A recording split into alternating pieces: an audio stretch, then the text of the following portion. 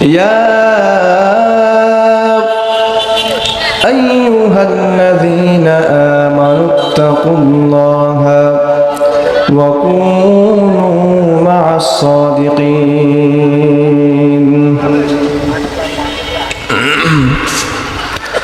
প্রভু তুমি বলেছ রাসূল দেবে না, বলনি দেবে না, বলনি দেবে না হামজা তারি খালিদ বিজয় সমান। প্রভু তুমি বলেছ রাসূল দেবে না, বলনি দেবে না, বলনি দেবে না হামজা তারি খালিদ বিজয় সমান। আলহামদুলিল্লাহ, মহান আল্লাহ পাক রব্বুল আলামিনের দরবারে শুকরিয়া আদায় করছি যে মহান রব্বুল আলামিন আমাদেরকে অত্যন্ত ভালোবেসে মহাব্বত করে দ্বীনি মাহফিল, দ্বীনি মজলিসে আমাদেরকে আসার জন্য সুযোগ করে দিয়েছেন। এজন্য সকলে শুকরিয়া আদায় করছি আলহামদুলিল্লাহ। সম্মানিত উপস্থিতি, আল্লাহ পাক সুবহানাহু ওয়া তাআলা দুনিয়ার মধ্যে অনেক নবীদেরকে পাঠিয়েছেন, তারা সকলেই দুনিয়া থেকে বিদায় নিয়ে চলে গেছে। সঙ্গে সঙ্গে আখির জামানার পয়গম্বর মুহাম্মদ আরবি সাল্লাল্লাহু আলাইহি ওয়াসাল্লাম তিনি যখন নবুয়ত প্রাপ্ত হয়েছেন, ইসলামের দাওয়াত দিয়েছেন। দাওয়াত দেওয়ার পর 4 জন খলিফাকে তিনি নিযুক্ত করেছিলেন। সর্বপ্রথম যিনি খলিফা হয়েছিলেন হযরতে আবু বকর সিদ্দিক রাদিয়াল্লাহু তাআলা আনহু। আমরা সকলেই জানি ইসলামের যিনি দ্বিতীয় খলিফা ছিলেন হযরতে ওমর ফারুক রাদিয়াল্লাহু তাআলা আনহু। আল্লাহ রাসূল সাল্লাল্লাহু আলাইহি ওয়াসাল্লাম তাদেরকে খেলাফতের দায়িত্ব দিয়েছিলেন। ওমর ফারুক রাদিয়াল্লাহু তাআলা আনহু তিনি একজন ন্যায়পরায়ণ শাসক ছিলেন। তার সময় এটাকে সোনালী যুগ বলা হতো। তার নীতি কেমন ছিল? জনগণের জন্য, তার সামনে কথা বলার জন্য তিনি ওপেন করে দিয়েছেন যে জনগণ তার সামনে যে কোনো বিষয়ে নালিশ বা অভিযোগ করতে পারবে। শুধু তাই নয়, তারা এমনভাবে ইনসাফ কায়েম করেছে, মানুষের বাক স্বাধীনতা দেওয়া হয়েছিল। কিন্তু বর্তমান জামানায় আমরা সকলে বাক স্বাধীনতা হারিয়ে ফেলেছি। আমাদের মধ্যে আজ বাক স্বাধীনতা নাই, কথা বলুন ঠিক কিনা? ওমর ফারুক রাদিয়াল্লাহু তাআলা আনহু তিনি এমন একজন শাসক ছিলেন, তার প্রজা যারা ছিল তাদের সকলে তিনি খোঁজ খবর নিতেন, দেখাশোনা করতেন। এমনকি রাষ্ট্রীয় কোষাগার থেকে তাকে যতটুকু জিনিস দেওয়া হতো ঠিক ওই জিনিসের একটু কম বেশি তিনি করতেন না, ওইটুকু নিয়েই তিনি সন্তুষ্ট থাকতেন। জোরে বলুন সুবহানাল্লাহ। একদিন হযরত ওমর ফারুক রাদিয়াল্লাহু তাআলা আনহু তার স্ত্রী ওমর ফারুক রাদিয়াল্লাহু তাআলা আনহুর জন্য কিছু পিঠা তৈরি করলেন। ওমর ফারুক রাদিয়াল্লাহু তাআলা আনহু তিনি পিঠা অনেক বেশি পছন্দ করতেন, যার কারণে তার স্ত্রী তার জন্য কিছু পিঠা তৈরি করে তার সামনে নিয়ে আসলেন। ওমর ফারুক রাদিয়াল্লাহু তাআলা আনহু তিনি জিজ্ঞাসা করলেন, আব্দুল্লাহর মা, এই পিঠা তুমি কোথায় পেয়েছো? ওমর ফারুক রাদিয়াল্লাহু তাআলা আনহুর স্ত্রী বললেন, স্বামী আমার, আপনি পিঠা খেতে অনেক বেশি পছন্দ করেন, পিঠা আপনার সব থেকে পছন্দনীয় জিনিস, আমি এটা খুব ভালো করেই জানি। যার কারণে আমাদের রাষ্ট্রীয় কোষাগার থেকে যতটুকু আটা দেওয়া হয় প্রতিদিন এক ছটাক করে বাঁচিয়ে রেখে আপনার জন্য পিঠা তৈরি করে আপনার সামনে উপস্থিত করেছি। ওমরে ফারুক রাদিয়াল্লাহু তাআলা আনহু বললেন, আব্দুল্লাহর মা, তুমি আমার জন্য পিঠা তৈরি করেছো, আর এই পিঠা যদি আজকে আমি খাই আর আমার এলাকার জনগণ কিয়ামতের ময়দানে যদি আল্লাহ পাক রব্বুল আলামিনের কাছে অভিযোগ দায়ের করে যে আল্লাহ, ওমরে ফারুক সে শাসক হওয়ার কারণে ভালো ভালো পিঠাপুলি খেতে পেরেছে, আর আমরা তার পূজা হওয়ার কারণে আমরা ভালো ভালো জিনিস খেতে পারি নাই, তাহলে আমি আল্লাহ পাক রব্বুল আলামিনের কাছে কি জবাবদিহিতা করব? তার স্ত্রী বললেন, তাহলে আপনার সন্তানদেরকে না খাওয়ায়া দিই।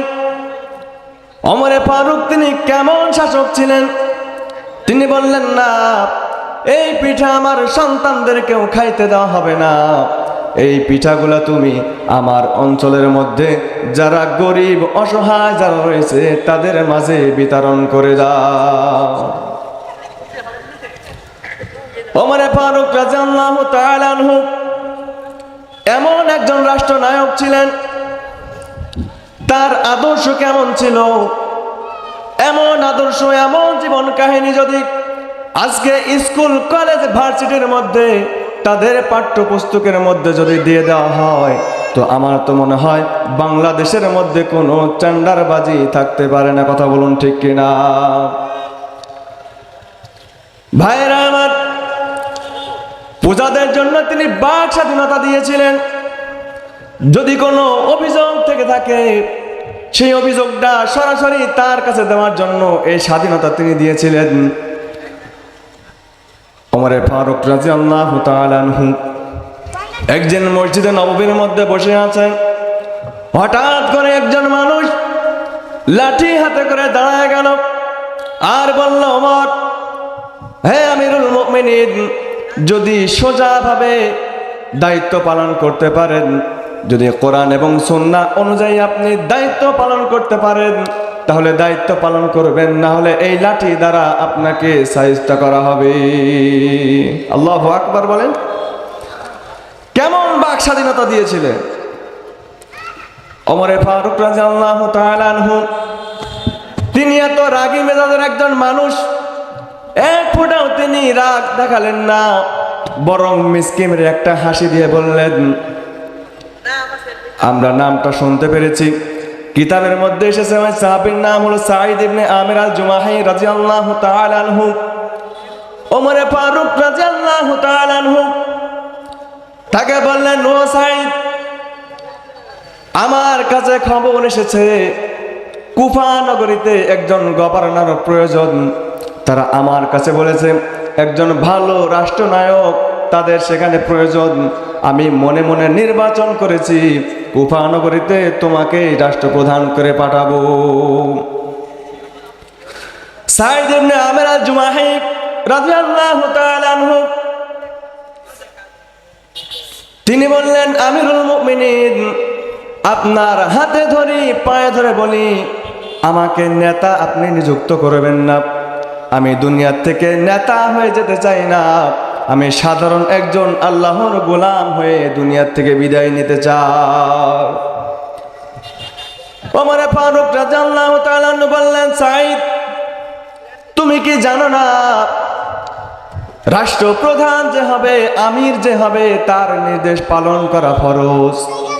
সাঈদ রাদিয়াল্লাহু তাআলা বললেন, আমিরুল মুমিনিন, আপনি যদি আমাকে উভয় দেন, ইখতিয়ার দেন, আমি চাইলে এটা গ্রহণ করতে পারি, চাইলে এটা প্রত্যাখ্যান করতে পারি। আমিরুল মুমিনিন বললেন, আপনার জন্য এটা ইখতিয়ার নয়, বরং আপনাকে আদেশ করছি আপনি আজকে এখান থেকে কুফা নগরীতে চলে যান। সাঈদ ইবনে আমির জুমাহি রাদিয়াল্লাহু তাআলা আনহু সাঈদ ইবনে আমির জুমাহি রাদিয়াল্লাহু তাআলা আনহু তাকে কুফা নগরীর রাষ্ট্রপ্রধান সেখানকার আমির নিযুক্ত করা হলো। এক বছর পরে যে ওমর ফারুক রাদিয়াল্লাহু তাআলা আনহু তিনি তার সাথীদেরকে ডাকলেন আর বললেন, গত এক বছর আগে যাকে আমরা রাষ্ট্রপতি হিসাবে পাঠিয়েছিলাম, সেখানে তোমরা কিছু মানুষ যাও, সাঈদ ইবনে আমির আল জুমাহিকে আমরা পাঠিয়েছিলাম, তোমরা তদন্ত করে দেখো সে জনগণের হকগুলা ভালোভাবে পালন করলো নাকি সব কিছু লুটপাট করে খেয়ে ফেললো। এমন জবাবদিহিতা করার জন্য মক্কা থেকে কুফায় মানুষ পাঠানো হলো। ওমরে ফারুক বললেন, সাথে সাথে বললেন, তোমরা ওখানে যাওয়ার পর আর একটা কাজ করবা, সেখানকার সব থেকে গরিব মানুষ যারা আছে তাদের একটা লিস্ট তৈরি করে আমার কাছে নিয়ে আসবা, যাতে করে আমি এখান থেকে জাকাতের অংশগুলো তাদের মধ্যে বন্টন করতে পারি। তদন্ত কমিটি গঠন করা হলো। তদন্ত কমিটিকে কুফায় পাঠিয়ে দেওয়া হলো। সব জায়গা ঘুরে ঘুরে কিছু মানুষের একটা তদন্ত করে তালিকা নিয়ে আসা হলো, তাদের মধ্যে সবচেয়ে গরিব মানুষ কে আছে। যখন সব কিছু খোঁজ অনুসন্ধান করে মক্কায় ফিরে আসলো, ওমর ফারুক রাদিয়াল্লাহু তাআলা আনহু তিনি নামটা যখন পড়া শুরু করলেন, সর্বপ্রথম যে ব্যক্তির নাম লেখা রয়েছে নামটা হচ্ছে সাঈদ ইবনে আমির আল জুমাহি। প্রিয় ভাইরা আমার, ওমর ফারুক রাদিয়াল্লাহু তাআলা আনহু এটা দেখার পর তিনি জিজ্ঞাসা করলেন, এটা কোন সাঈদ? তখন তিনি বললেন, আমিরুল মুমিনিন, গত 1 বছর আগে যাকে আপনি কুফা নগরীর প্রধান হিসাবে আমির হিসাবে পাঠিয়েছিলেন, এটাই হচ্ছে সেই সাঈদ ইবনে আমির আল জুমাহি। আল্লাহু আকবার বলেন। ওমর ফারুক রাদিয়াল্লাহু তাআলা আনহু এটা দেখার পর তার হৃদয়টা অনেক মলিন হয়ে গেল, তার প্রতি একটা ভালোবাসা জন্মালো। যাকে কুফা নগরীর প্রধান হিসেবে বানালাম, খোঁজ অনুসন্ধান করে দেখা যায় কুফা নগরীর মধ্যে তার মতো গরিব দ্বিতীয় আর কোনো মানুষ নাই। ওমর ফারুক রাদিয়াল্লাহু তাআলা আনহু তিনি বললেন, আমি নিজে এটার দৃষ্টিকোণ করব, আমি নিজে এটার তদন্ত করব। সাঈদ ইবনে আমির আল জুমাহি তার মতো গরিব নাকি কুফা নগরীর মধ্যে নাই, বরং আমি নিজে স্বচক্ষে সেটা দেখতে চাই। আমিরুল মুমিনিন রওনা হয়ে গেলেন। সর্বপ্রথম তিনি মসজিদের মধ্যে গেলেন।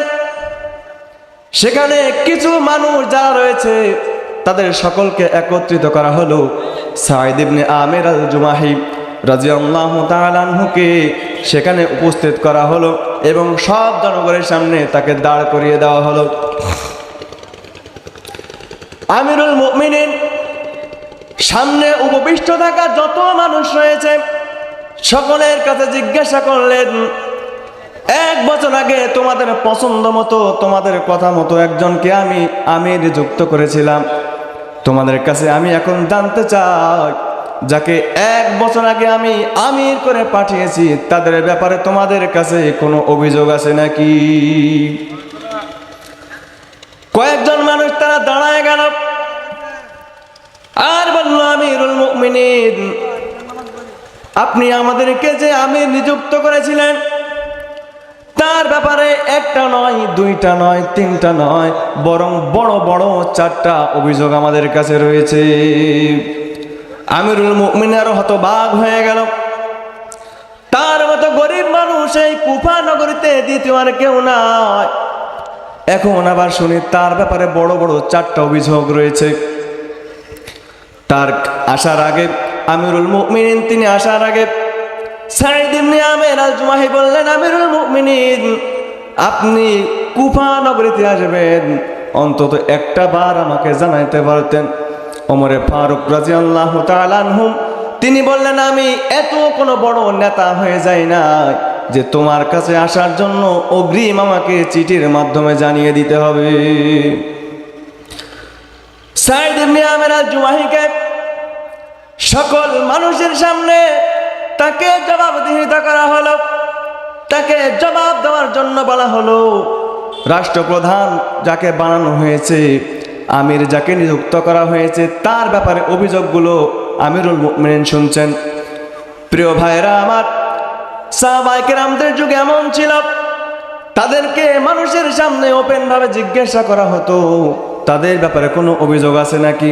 কিন্তু বর্তমান জামানায় আমরা এমন একটা জামানার মধ্যে রয়েছি, এত বড় কথা বলবে তো দূরের কথা, তার সামনে সোজা হয়ে দাঁড়াবে আর একটা কথা বলবে এমন সাহস দুনিয়ার মধ্যে কারো নাই। আমাদের দেশে সামান্য একজন যদি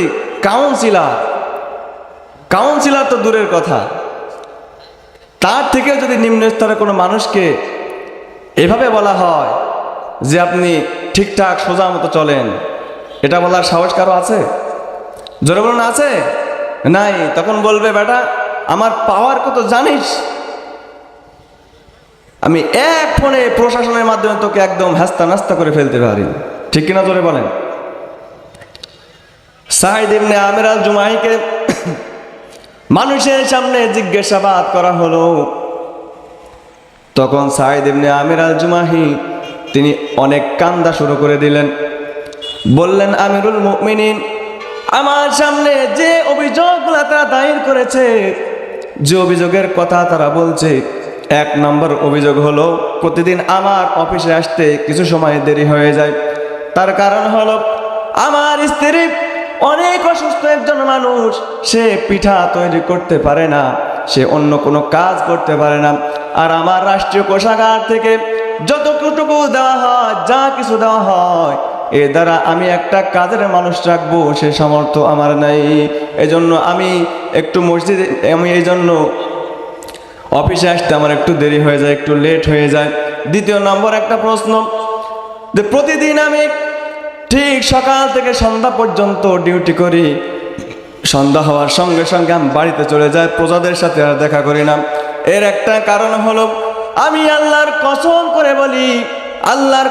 করে বলি আমি জীবনে এটা প্রকাশ করতে চাই নাই, কিন্তু আজকে আমাকে আসামের কাঠগড়ায় দাঁড় করানো হয়েছে, যার কারণে আজকে আমাকে বলতেই হবে। আমি সকাল থেকে সন্ধ্যা পর্যন্ত আমার পূজাদের সকলের আমি সময় দিই। আর আমার রব আমাকে সৃষ্টি করেছেন, কুল মাখলুকাতকে সৃষ্টি করেছেন, গোটা বিশ্বকে যিনি সৃষ্টি করেছেন, সেই রবের জন্য বাকি অংশটুকু আমি রাতের বেলা পার করে দেই। সম্মানিত উপস্থিতি, আজকে এই সমস্ত ঘটনাগুলো যদি আমাদের সমাজের মানুষ ভালোভাবে পড়ানো হতো, যদি এইগুলা গাইডলাইন হিসাবে কেউ ব্যবহার করত, বাংলাদেশের মধ্যে কোনো চাঁদাবাজ থাকতে পারতো না। কথা বলুন, ঠিক কিনা? এই সমস্ত কাহিনীগুলা যদি আমার দেশের কোনো রাষ্ট্রপ্রধানদেরকে এমন করা হতো, চুরি করলে তাদের হাত কেটে দেওয়া হবে, জিনা করলে তাদেরকে প্রকাশ্যে পাথর মেরে হত্যা করা হবে, এই সমস্ত কাজগুলো যদি প্রকাশ্যভাবে করা হতো, তাহলে আমার বাংলাদেশ স্বর্ণের দেশে রূপান্তরিত হয়ে যেত। কথা বলুন, ঠিক কিনা?